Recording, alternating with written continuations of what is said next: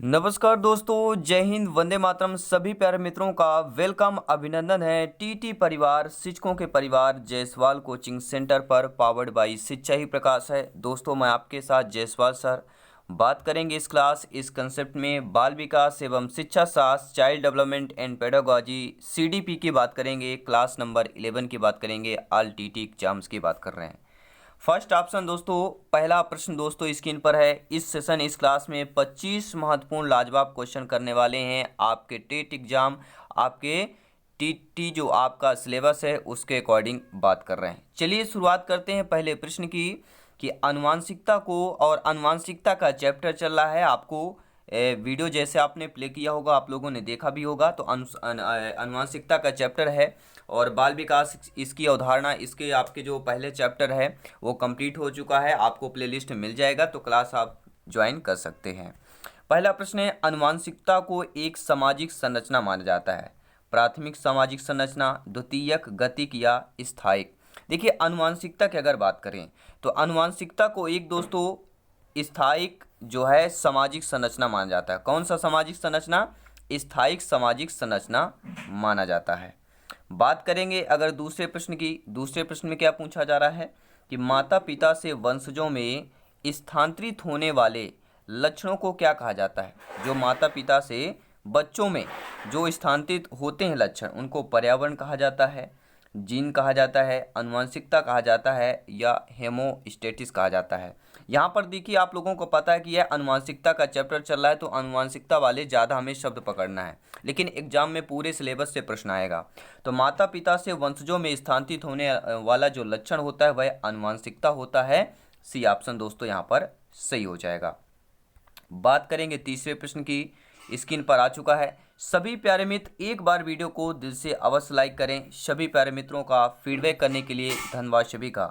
तीसरा प्रश्न दोस्तों आप लोगों की स्क्रीन पर है कि व्यक्तित्व एवं बुद्धि में वंशानुक्रम की नाम मात्र की भूमिका है, महत्वपूर्ण भूमिका है, अपूर्वानुमेय भूमिका है, या आकर्षक भूमिका है। तो व्यक्तित्व एवं बुद्धि में जो वंशानुक्रम की भूमिका होती है दोस्तों, वह महत्वपूर्ण भूमिका होती है। व्यक्तित्व और बुद्धि में वंशानुक्रम की महत्वपूर्ण भूमिका होती है। आपको ध्यान देना है, B option correct option right answer हो जाएगा। फोर्थ ऑप्शन दोस्तों आप लोगों की स्क्रीन पर दिया गया है। प्रश्न क्या पूछा जा रहा है कि आनुवंशिकता गुणों का गठन है। जो आनुवंशिकता है वह गुणों का गठन है। और आपको बता देते हैं, फ्री में नोट्स पीडीएफ फाइल प्राप्त मिलेगा। सारी क्लासेज आप वीडियोस देखते रहें, क्लासेज ज्वाइन करते रहें, फिर हम वीडियो के एंड में बताएंगे आपके सारी नोट्स जो है आपको कहाँ मिलने वाली है। आनुवंशिकता गुणों का गठन दोस्तों वातावरण है, मानसिक है, अनुवांशिक है, या मनोवैज्ञानिक है।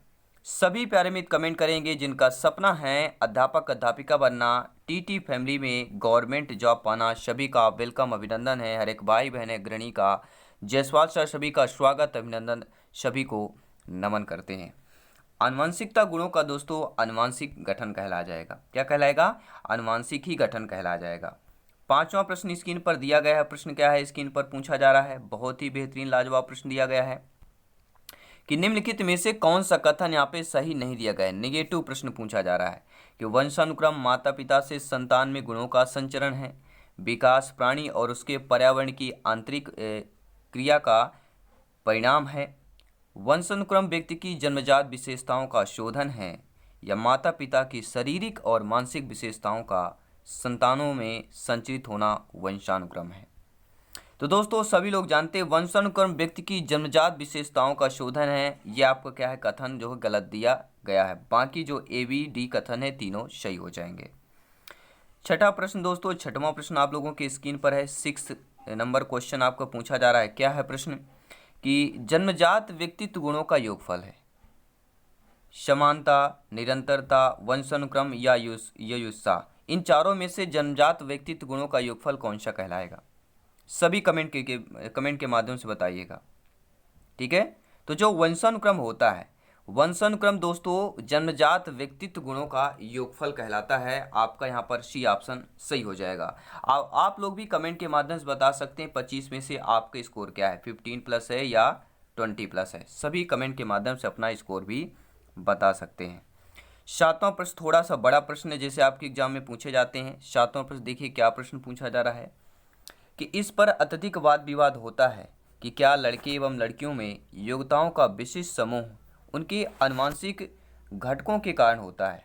इस संदर्भ में निम्नलिखित में से आप सबसे अधिक किससे सहमत होंगे कि लड़कियों को सेवा भाव के लिए सामाजिक रूप से तैयार किया जाता है, जबकि लड़कों को रोने जैसे संवेग प्रदर्शित करने के लिए हतोत्साहित किया जाता है। या यौनारंभ के बाद लड़के लड़कियों एक साथ नहीं खेल सकते हैं क्योंकि उनकी अभिरुचि पूर्णतया विपरीत होती है। सभी लड़कियों में कला विषयों के लिए अंतर्निहित प्रतिभा होती है, जबकि लड़के आक्रामक खेलों में बेहतर प्रदर्शन के लिए आनुवंशिक रूप से तैयार होते हैं।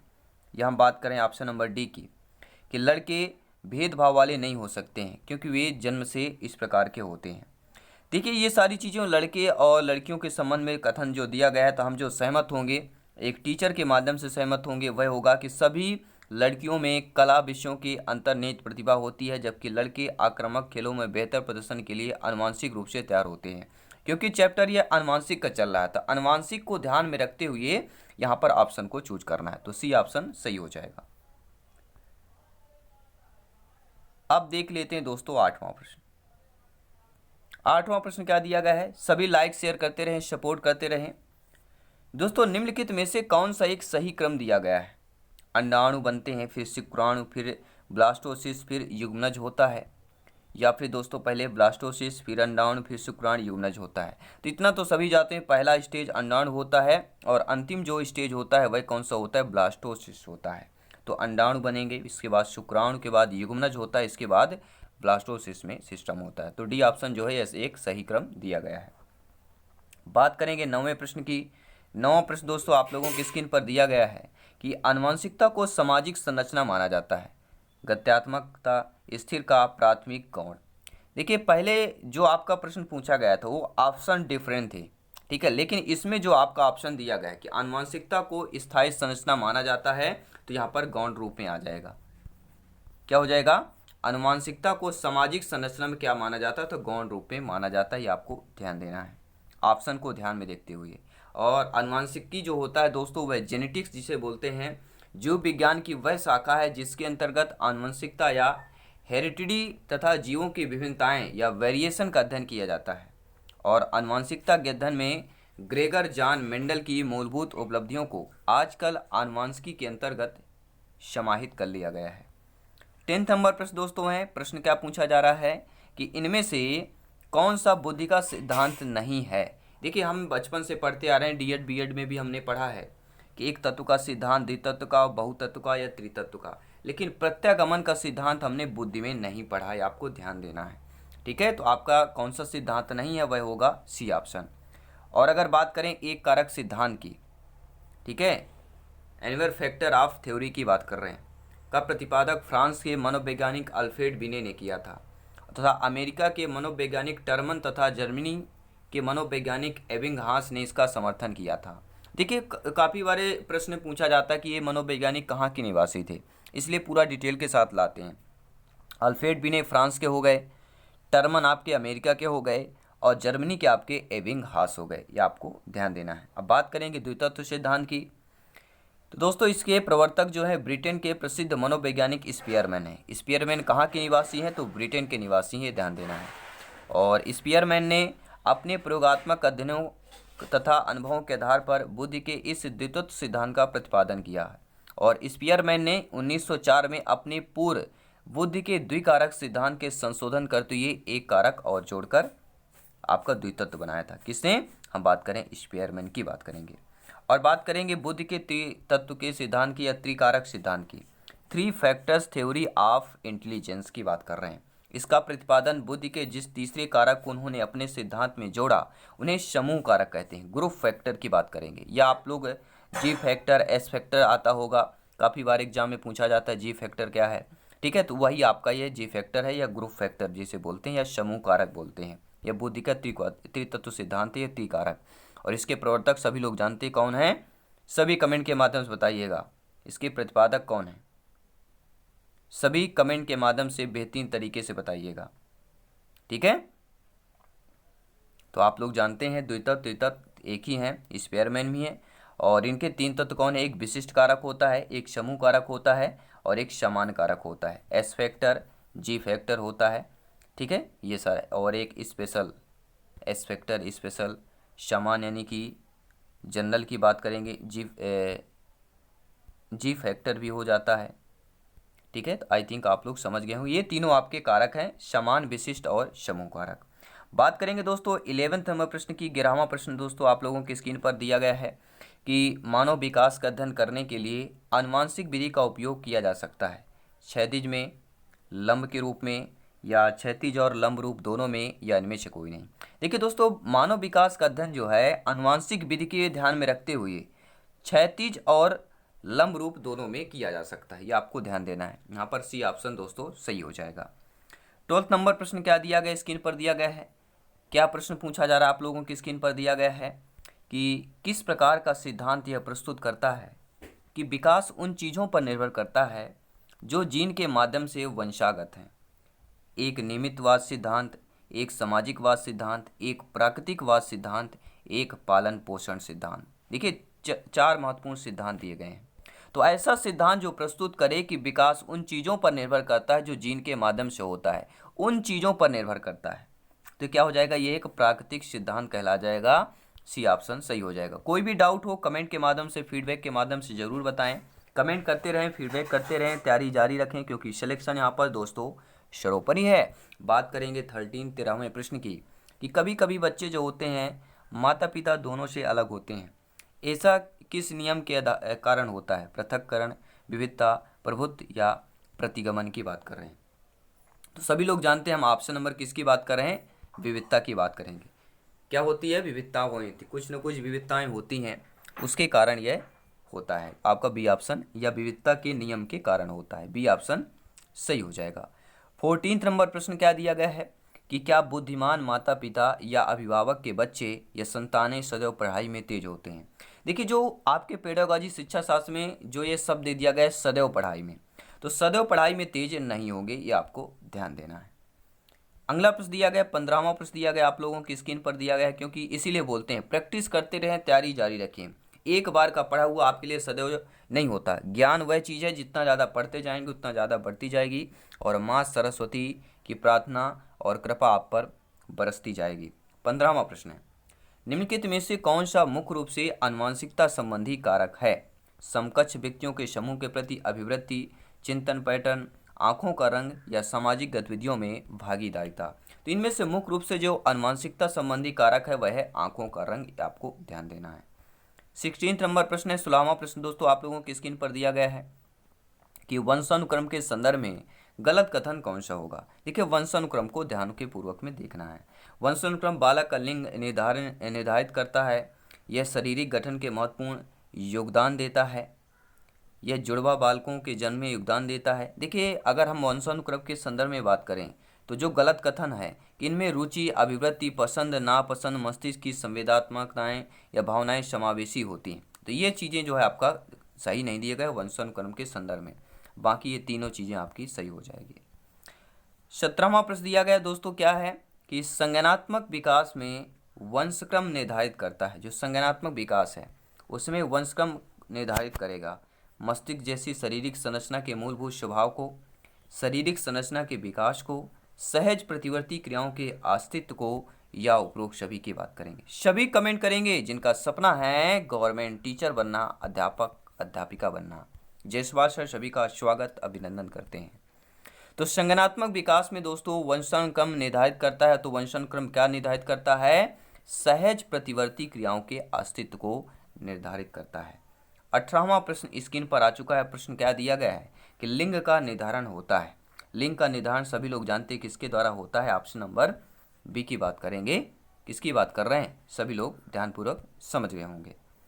19वां प्रश्न दिया गया है कि लड़का पैदा होने के लिए उत्तरदायी जो क्रोमोसोम होते हैं वह कौन सा होता है? तो सभी लोग जानते हैं XY होता है, और लड़की के लिए क्रोमोसोम XX होता है, आपको ध्यान देना है। 20 नंबर प्रश्न क्या दिया गया है? विकास पर आनुवंशिकता के प्रभाव की सीमा का सबसे अच्छा वर्णन निम्नलिखित में से किसके द्वारा होता है? किसकी बात कर रहे हैं? विकास पर आनुवंशिकता के प्रभाव की सीमा का सबसे अच्छा वर्णन की बात कर रहे हैं। तो दोस्तों आनुवंशिकता निर्धारित करती है कि कोई जितना विकसित होगा, या आनुवंशिकता निर्धारित करती है कि किसी को कितना विकसित किया जा सकता है। या ए व बी दोनों, या ए ना ही ए ना ही बी ना ही ना तो ए ना तो बी।